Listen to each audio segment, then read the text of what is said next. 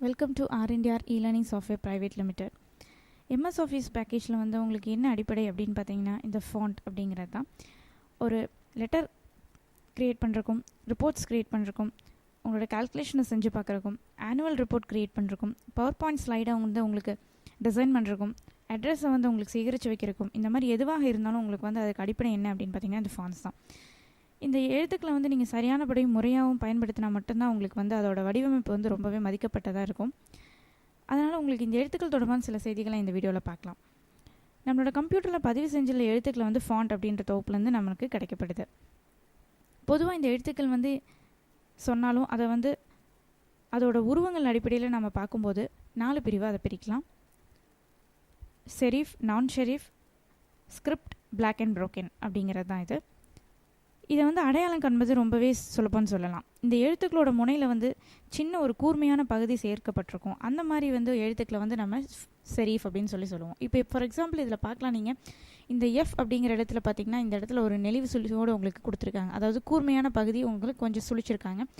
இந்த மாதிரி எழுத்துக்களுக்கு உண்டானதை வந்து செரீஃப் அப்படின்னு சொல்லலாம். நெக்ஸ்ட் வந்து பார்த்தீங்கன்னா இந்த நான் செரீஃபில் பார்த்தீங்கன்னா அந்த மாதிரி எந்த ஒரு ஃப்ளிக்ஸுமே இருக்காது. அதாவது ஒரு சுழிவு இல்லாமல் நீங்கள் ஜஸ்ட் எழுதும்போது எப்படி எழுதுனீங்களோ அதே மாதிரி இருக்கிறதா வந்து இந்த நான் செரீஃப். இதை வந்து சான்ஸ் செரீஃப் ஃபாண்ட் அப்படின்னு சொல்லலாம். நெக்ஸ்ட் வந்து ஸ்கிரிப்ட். இந்த ஸ்கிரிப்ட் வந்து இந்த ஃபாண்ட் எப்படி இருக்கும்னு பார்த்தீங்கன்னா இது வந்து உங்களோட கைகளால் எழுதப்பட்டது போலவே இருக்கும். அதே சமயம் சாய்வாகவும் தொடர்ந்து எழுதுகிற மாதிரியும் இருக்கும். அந்த மாதிரி ஃபாண்ட் டைப்பை வந்து நீங்கள் வந்து ஸ்கிரிப்ட் அப்படின்னு சொல்லலாம். நெக்ஸ்ட் வந்து பிளாக் அண்ட் ப்ரோக்கன். இந்த மேலே சொன்ன மூணுமே இல்லாமல் இதோட லைன்ஸ் வந்து ரொம்ப திக்காகவும் ரொம்ப பிளாக்கிஷாக வந்து உங்களுக்கு கொடுத்துருப்பாங்க.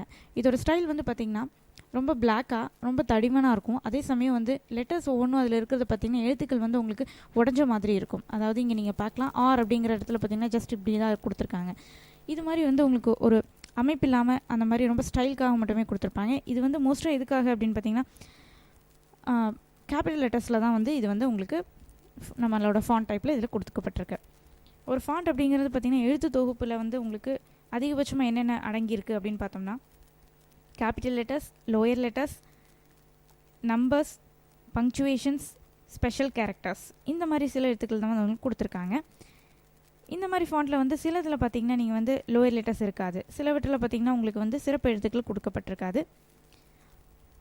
அந்த மாதிரி டைமில் வந்து நீங்கள் இந்த மாதிரி உங்களோட ஹோம் டேப்லேருந்து ஃபாண்ட் அப்படிங்கிற ஆப்ஷனில் போனீங்க அப்படின்னா உங்களுக்கு இந்த ட்ராப் டவுன் லிஸ்ட் மூலமாக நீங்கள் வந்து எது வேணுமோ அதை தேர்வு செஞ்சு உங்களோட டாக்குமெண்ட்டுக்கு டெக்ஸ்ட்டுக்கு வந்து நீங்கள் அப்ளை பண்ணிக்கலாம். Thanks for watching video. For more videos, please log on to www.rndr.com.